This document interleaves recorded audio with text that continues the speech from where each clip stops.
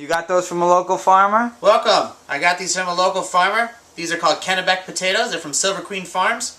Our good friend Gordy out there gave me some potatoes to make homemade potato chips. Whoa. So how long have those potatoes, are those sitting around potatoes? Are they fresh? They're relatively fresh, probably within like a week. Whoa, so that root vegetable's been sitting in there through most of December then? Yep. They store at like 45 degrees, and he has like 110,000 pounds of them. Wow. He grew 160,000 this year. Huh. We'll have fresh potatoes for the restaurant until probably June when he runs out, which is a long time from now. So. Oh, totally. It's super cool. You come down and you can try. You can make these at home. You can get them at local places. For us, the Piggery. If you go to your local Whole Foods or anything like that, probably find them. Wegmans, another one. Fairway. All right. Local potatoes. So what's the next step so I can get ready to have an idea? So right now we're going to take our potato. We don't need to skin it or anything. The first thing we need to do is put it over a Mandoline. This is a tool that I've mostly used, Japanese models, but this is like a French model. The Japanese models, they don't have this stand here. They go like this, and then a lot of times people will just do it right over salad, right on the line. So can you do this real fast? Yeah, you can do this really fast. I don't suggest you do it really fast if you're new at it. Okay, so they shouldn't try to pretend like they're you, because that's what everyone does when they watch these videos. At least I do. Nobody should pretend they're me. Okay, can I do some so everyone can see what it looks like? Do you want to do some? Yeah, actually, let's switch mid-camera so everyone can see that this is for real, and this is how we do it. It's running, there's no joke. So Frank gave me this, because he always said, you know what, Max, if you freehand this, I'm not taking you to the hospital. Well, I will, and we're taking your car. It looks like you're holding your potato sword. Ah! Now, we cut. Wait, it's this way, right? It's weird. Look at Max Mandoline like a pro. You gotta make sure you get an even cut every time or the potatoes won't make potato chips. They'll be like potato pieces. It's hard. It's a lot harder than it looks, right? Oh, yeah. Alright, let's see what you got. Let's see the bottom, everybody. Oh, alright, here, I'll zoom in for everyone so they know what's going on there. Yeah, it's not that Not bad, huh? Not bad. Max, pick those up, and you're going to put them in that bowl of water right next to you. Oh, I want to do a... Oh, I see what you mean, like... Yeah, and all of a sudden your knuckles go, right? Yeah, whoa. Yeah, you got to be careful. You have to, like, really be... I'm, like, paying attention, because I know that this is hospital material. Shift change. Here you go, sir. Whoa, watch out for the camera. It's time to show you how a pro would do it. No safety needed. Hold on. Mr. Pro. I'm a pro. I'm a pro. He's a pro. Here we go. We take, same thing. We get it. Now, right now, we are cutting these really thin. You're going to have very thin potato chips. It's okay. You can always make, if you want them thicker, you just make the Mandoline a little bit thicker.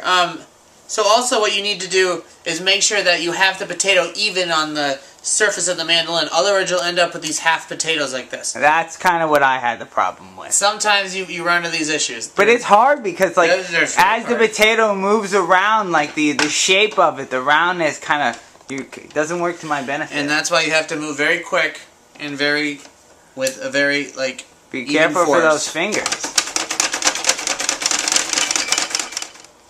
See, they've come out a little bit more even. Still half potatoes.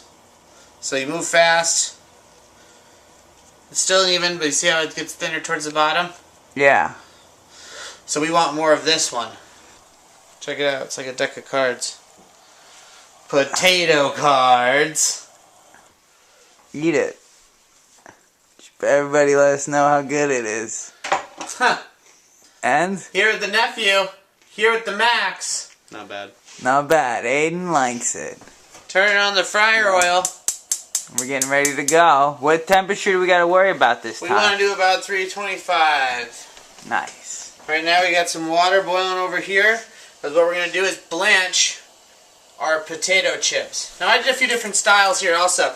I did these things. You can put on the julienne attachment if you have one on your mandolin, or you can cut them by hand. This is called the julienne cut, and what it is a what you would use to make like crispy potato sticks.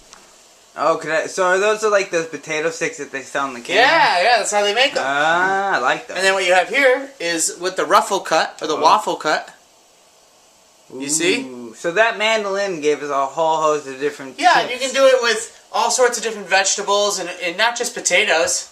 Huh, is it going to be fun now to have, like, are they going to fry differently, the different textures and shapes because of the size? They'll fry different times. Oh, okay, so is this something that we'll have to sit over religiously while we're doing this? They'll be done so fast, it won't even matter how long you sit over them religiously to do them. You're talking a minimum of 4 to 5 minutes fry cutting. Oh, really? Fry cooking. Oliver came in here to eat some potato chips. Alright, Alright, so back to the fun. Back to the fun. You were talking about vinegar. Now, what research has shown is that when you're making potato chips, to get that white, beautiful golden color that you're looking for, you need to remove the sugar from the potato. Ah, how do you do it? So what happens is the vinegar is an acid, and it acts as if, and it eats away the cellular wall of the potato, and what releases is the pectin and sugar into the water, and what is replaced with water molecules, so that when you put it into the fryer, what the fryer does is it draws out that water and replaces it with oil. And for the people like out there who don't know what pectin is, it's gonna make your potato chip a lot crispier and golden color. Show you guys the pectin in the potato. What is pectin? Pectin is a thickening agent that is naturally occurring in vegetables and fruits. So what does it look like? Come down here and look at the flame. Look at the pot. Okay. In the pot. I see. So in the pot, you can kind of see that it's not boiling like normal water would. It's almost boiling like a syrup. Right. That's the pectin that's thickened up the water. All we've done is just boil these potatoes in there. And it's removed the pectin from it and put it into the water. Yeah, and see how it's staying? Yeah. Now it's like slimy. That's a terrible word to use in cooking, but that is what pectin does. It's thickening it. Thickening and sticking. What we're doing now is we're going to add the vinegar to the water. A tablespoon or 2 is all you'll need. You're not pickling the chips, so don't get nervous. Like I said, the vinegar is going to cook out. It will have barely any residual flavor in the potato chip. What do you mean, like, barely? So, like, you're not going to taste vinegar in your chips. So if you don't like salt and vinegar chips, you're going to be spot on. You read my mind. Alright, good. So now what we're going to do is we're going to cook these potatoes in the water until they're finger soft. Now, finger soft means you can, like, press it, but your fingers don't, like, mush right through it. It still has some kind of firmness to it. Oh! I didn't see you guys there. Yeah, you were just working without us, huh? Forgot to tell us to go. Now the potatoes are done, we're turning them into potato chips. Huh. So as you can see in the pot, they are frying. Now what's happening is, like I said, the bubbles are water escaping from the potato chip. So just like the donut, just like most things, you have to stir these things around because you're getting them submerged. How long does it take to cook this one? Sometimes 5 minutes, sometimes 8 minutes, sometimes no minutes. As you can see, the vinegar removed all the color from them. And they stayed like that white color. That's why the vinegar we use. It's the oil replacing. They look like Cape Cod chips. Yeah, Cape Cod chips are what you can call them, like that. These are cut really thin, too. You can cut them thicker, it just takes longer to fry them. So we're left with what? What we're left with is a potato chip. As you can see, you can almost see through it. So pretty. Also make really cool garnishes on dishes if you wanted to garnish something with a potato flavor. Crispy. Max going to town on the crispness. Those are the waffles. Look at that heat. Roar, baby. Roar. As you can see, these ones are a little bit thicker. What's They're going to take a little bit longer to cook. And that noise is the water being pulled out of the potato? Yep, and getting replaced with oil. It's done or not. What you do is you take your utensil and you put it under water, and if it's still bubbling a lot, it means there's still a lot of water in the chip, and it needs to stay in the fryer a little bit longer. And last but not least, let's not forget about the famous potato stick. What else have I done it with? Done it with cauliflower. Made cauliflower chips. Ooh. Which isn't really a root vegetable, but still kind of cool. So if I wanted to make like a terra chip, you could definitely do it with a beet, but it would take a lot more boiling and a lot more like action. It's better to dehydrate those sort of things because they lose their color. Oh, so to dehydrate them and then to do this process. No. A lot of the people, like the terra chips you see out there, they're all dehydrated chips. Oh, completely dehydrated. Or air fried. Which is a completely different process. Yeah, it's like frying something in steam.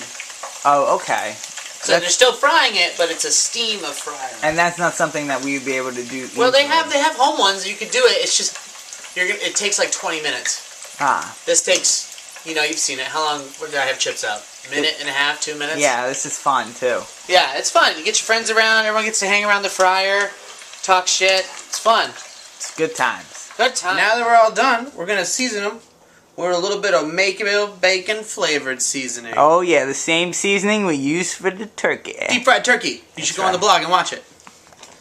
Alright, here we go. We're going to sprinkle some on the potato sticks. Ooh. We're going to sprinkle some on the potato chips. And we're going to sprinkle some on the waffle chips. I see you're really light with it. Yeah, they're very strong.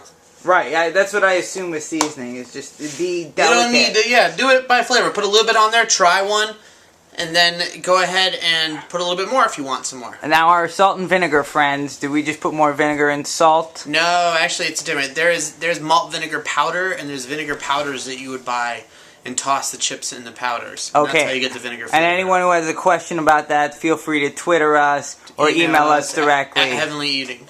Wonderful. Share us on Facebook. Hey, thanks again. Absolutely. We love having you watch. We love doing this. Let's eat some potato chips. Oh, that's really good.